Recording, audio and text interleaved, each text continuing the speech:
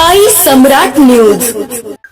नमस्कार दर्शक हो, साई सम्राट न्यूज मध्ये आपल्या सगळ्यांचे मनापासून स्वागत. आपण पाहत आहात साई सम्राट न्यूज. मुख्य संपादक श्री हरिभाऊ प्रक्षाळे. नमस्कार, मी हरिभाऊ प्रक्षाळे. आपण पाहत आहात साई सम्राट न्यूज. साई सम्राट न्यूजमध्ये गेल्या 8 दिवसापूर्वी डॉक्टर मोहिते हॉस्पिटल आणि रक्तपिशवी देणारे डॉक्टर गजानन बागल यांच्या हातून आडिव येथील बाळंतपणासाठी प्रसूतीसाठी गेलेली महिला आरती चव्हाण आणि तिचा झालेला मृत्यू या संदर्भात प्रथम आपल्या साप्ताहिक साई सम्राट आणि साई सम्राट न्यूज या माध्यमातून आपण जनतेसमोर हा विषय सर्वप्रथम पुढे आणला. यानंतर गेली 8 दिवस होऊन गेली, याच्यावरती कारवाई केली का नाही किंवा प्रशासन काय करतंय यावरती या आपल्या तमाम तालुक्यातील नागरिकांना प्रश्न पडला असेल. परंतु या महत्त्वाच्या सेन्सिटिव्ह विषयाच्या पाठीमागं आमचे साई सम्राट न्यूज सतत त्याचा पाठपुरावा करत आहे. यातूनच आज आपण साई सम्राट न्यूजच्या माध्यमातून या घटनेसंदर्भात सर्व काही जाणून घेणार आहोत. या घटनेला गेली 7-8 दिवस झाले. कारवाई त्याच्यानंतर आपल्या बातमीनंतर अन्न औषध प्रशासन विभागाने, सोलापूर विभागाने त्यांच्यावरती येऊन डॉक्टर बागल यांच्या ब्लड स्टोरेजवरती कारवाई केली. डॉक्टर मोहिते यांची चौकशी केली आणि तो प्रस्ताव पुढे पाठवल्याचं समजतं. परंतु या घटनेमध्ये हे डॉक्टर मोहिते हॉस्पिटलचे डॉक्टर मोहिते आणि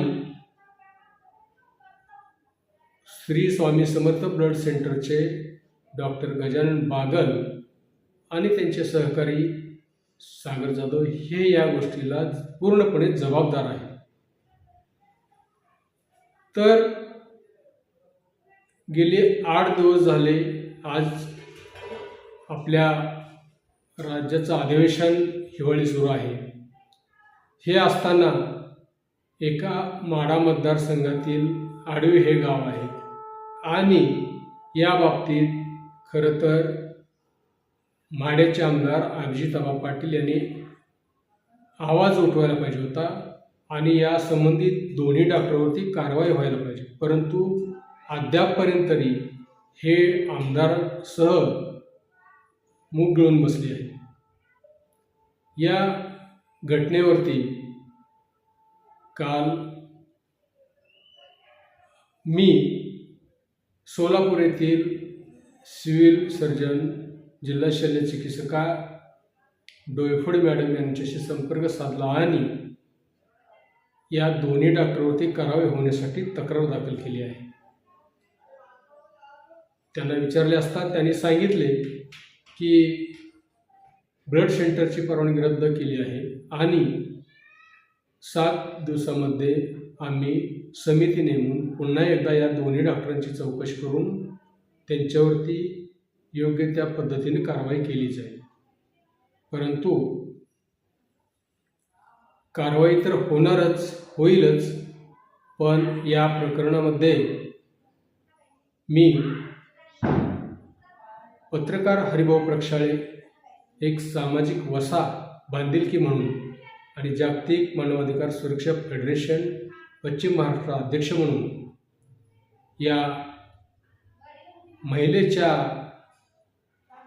मृत्यूसंदर्भात राज्य रक्तसंक्रमण मुंबई, अन्न औषध प्रशासन विभाग पुणे, आरोग्यमंत्री महाराष्ट्र राज्य आंबेडकर साहेब महाराष्ट्राचे मुख्यमंत्री देवेंद्र फडणवीस साहेब आणि महिला आयोगाकडे या मृत्यू प्रकरणी आपण सतत पाठपुरावा करणार आहोत आणि या पीडित महिलेच्या कुटुंबाला न्याय देणार आहोत. एकतर या महिलेच्या मृत्यूमुळे त्या चव्हाण कुटुंबांचे घर उद्ध्वस्त झाले आहे. आज गेली 8 दिवसात नातेवाईकांनी कारवाई केली नाही म्हणून सगळीकडे चर्चा सुरू आहे. परंतु या कारवाई 100% होणार असे आम्हाला प्रशासनातील अधिकाऱ्याशी संपर्क साधला असता त्यांनी सांगितले आहे. तर ही घटना घडण्याचं कारण असं की 9 महिने गर्भवती असताना आरती चव्हाण तिच्यावरती पूर्णपणे डॉक्टर मोहिते यांनी सुरुवातीपासून उपचार केले होते, तपासण्या केल्या होत्या. डॉक्टर मोहिते यांना तपासणीमध्ये या अगोदर या महिलेला बॉम्बे ओ पॉझिटिव्ह ग्रुप आहे हे लक्षात आले नाही का, पहिली गोष्ट. दुसरं, ती महिला डॉक्टर मोहिते यांच्या हॉस्पिटलमध्ये 3 डिसेंबर रोजी प्रसूतीसाठी दाखल झाली आणि तिला कळा येऊन आल्या. त्यानंतर डॉक्टरांनी तिला प्रसूतीसाठी टेबलवर घेतले आणि तिला त्रास होत असताना तिच्या नातेवाईकांना सांगितले की आरती या आपल्या पेशंटला रक्तपिशवी लावण्याची गरज आहे. त्याप्रमाणे त्यांनी रक्तपिशवीची मागणी केली आणि नातेवाईकांनी रक्तपिशवी आणण्यासाठी गेले आणि मोहिते यांनी दिलेले ते रक्त त्या स्वामी समर्थ स्टोरेजमधून आणलं. ते तपासलं का नाही किंवा कॉस्मिस केले का नाही हे त्यांनाच ठाऊक. परंतु त्यांनी ती रक्तपुरवठा केला. सागर जाधव यांनी बागल यांच्या रक्तपुरवठा केंद्रातून सागर जाधव यांनी रक्तपुरवठा मोहितेंना केला आणि मोहिते यांनी सदर या आरती चव्हाण महिलेस रक्तपिशवी चढवण्यास सुरुवात केली. परंतु डॉक्टरांनी त्या महिलेच्या शरीरामध्ये पाऊण पिशवी जाईपर्यंत तिच्याकडं बघितलेच नाही. त्यामुळे या महिलेच्या अंगामध्ये 200 ते 250 मिली रक्त गेले.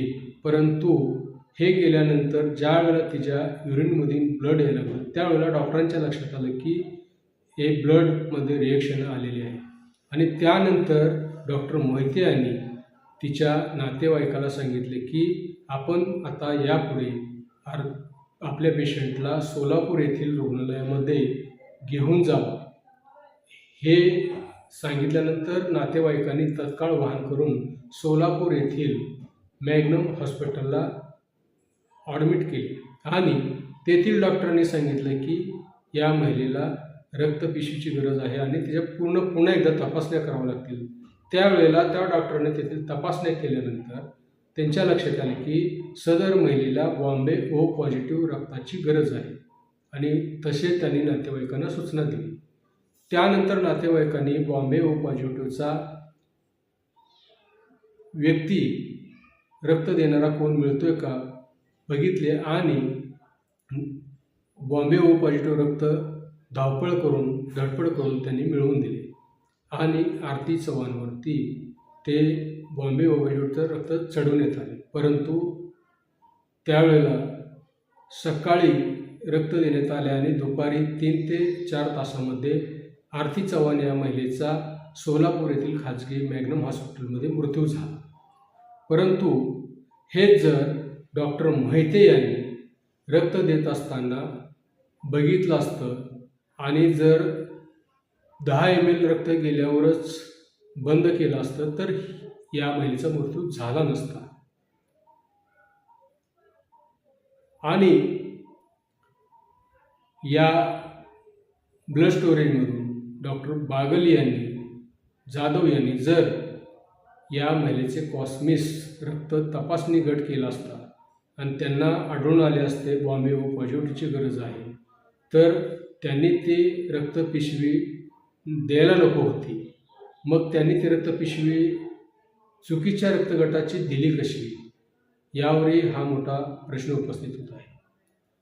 रक्त डॉक्टर मोहिते यांनी चढवत असताना त्या रक्ताची रिॲक्शन आल्यानंतर डॉक्टरांचं काम होतं की डॉक्टर बागल यांच्याकडून ॲनालिसिस रिपोर्ट किंवा कशामुळे हे रक्त म्हणजे रिॲक्शन आली हे ॲनालिसिस रिपोर्ट मागणी करणं गरजेचं होतं. पण डॉक्टर म्हणतात मी मागणी केली आणि त्यांनी दिला नाही. त्याचबरोबर नातेवाईकांना डॉक्टर बागल यांनी त्यांच्या सहकार्याने सागर जाधव यांनी त्या ब्लड खरेदी केल्याची पावती दिली नाही. एकंदरीत या महिलेच्या मृत्यूला डॉक्टर मोहिते जेवढे जबाबदार आहेत तेवढे जबाबदार डॉक्टर गजानन बागल, सागर जाधव त्यांचे सहकारी आहेत.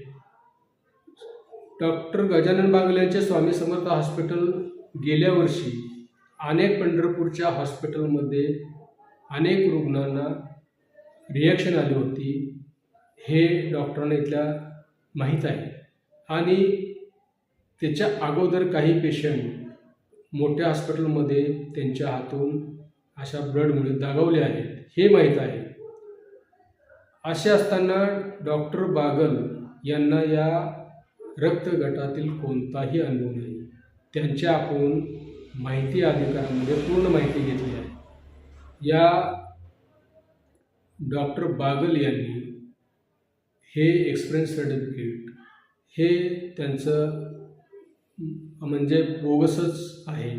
दुसरी गोष्ट या ठिकाणी ज्यावेळेला त्यांनी परवानगी घेतलेली आहे, लायसन घेतलेली आहे, त्या लायसनवरती भारत जगदाळे नावाचा टेक्निशियन आहे. परंतु या ठिकाणी तो टेक्निशियन कधीच आला नाही किंवा दिसला नाही. फक्त त्यांनी 10वी नापासची मुलं अशी लोक घेऊन हे ब्लड स्टोरेज चालवतात.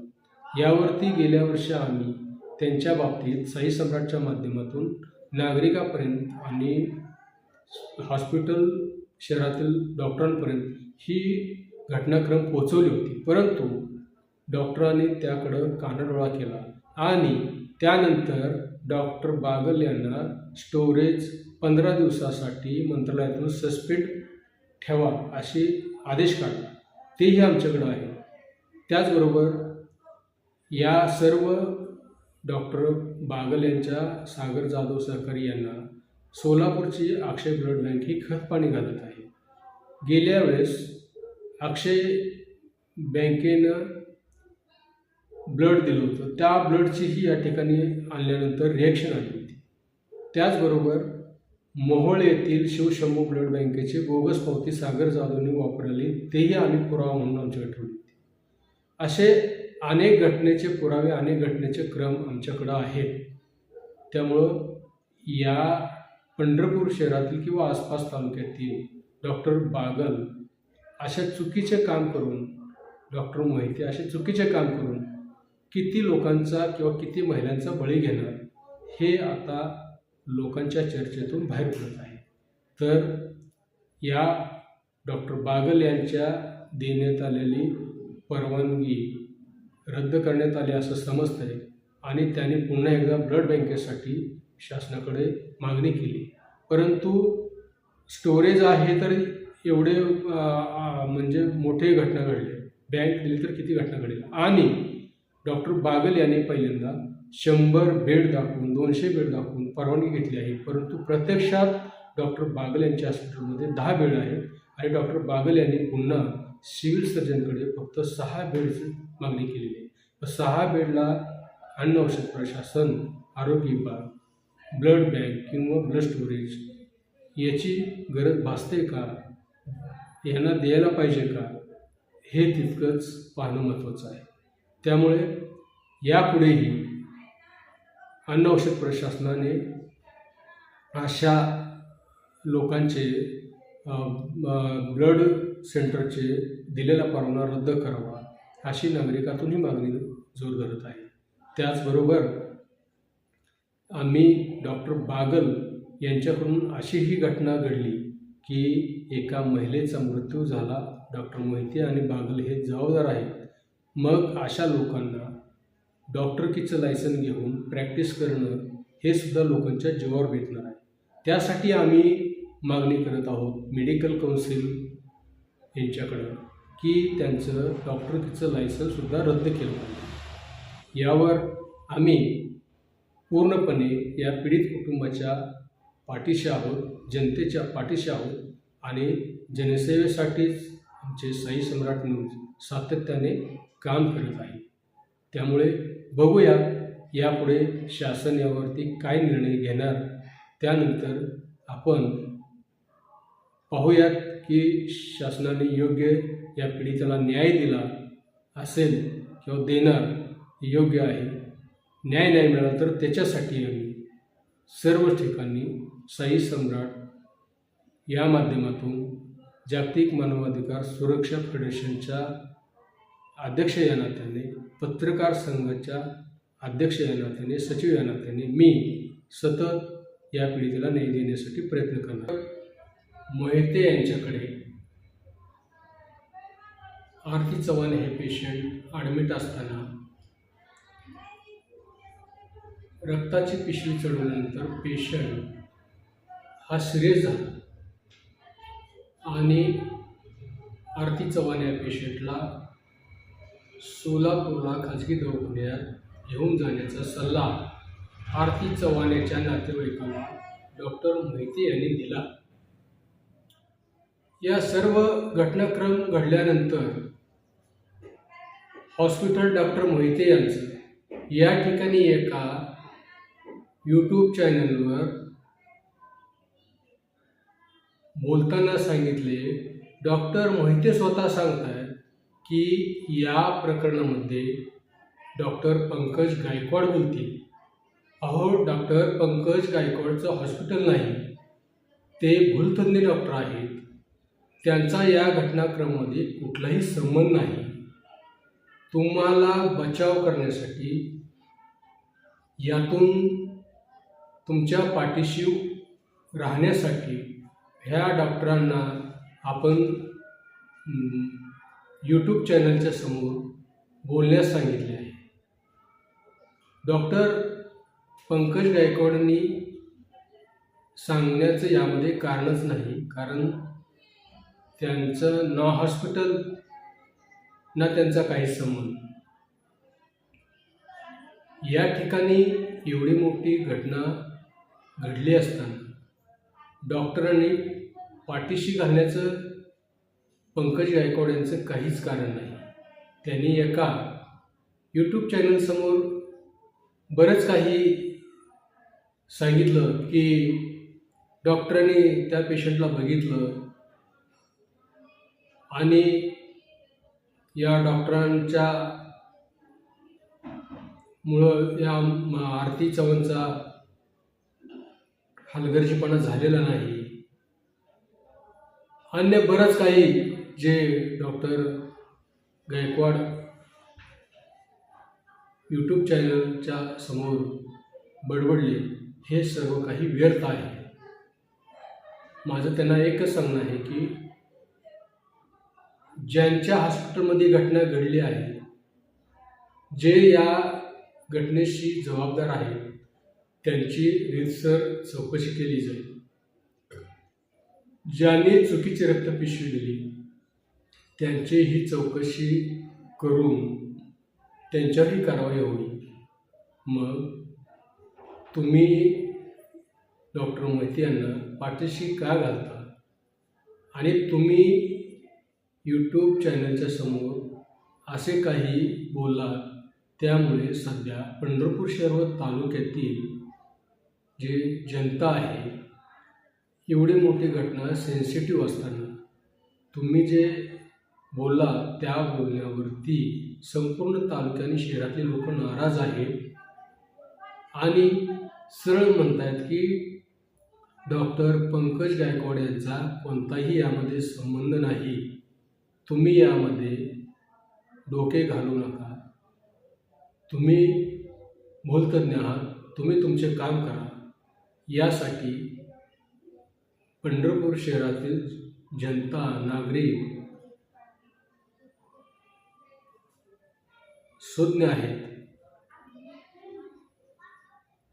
आरोग्य प्रशासनाने या पीडितेला न्याय न दिल्यास पुढील भूमिका ही या विविध संघटना, विविध राजकीय लोकांचे यामध्ये सहभाग होणार आहे.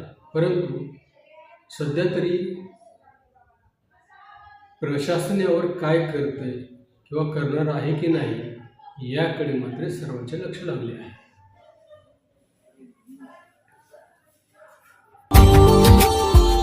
Subscribe now and press the bell icon. Never miss an update.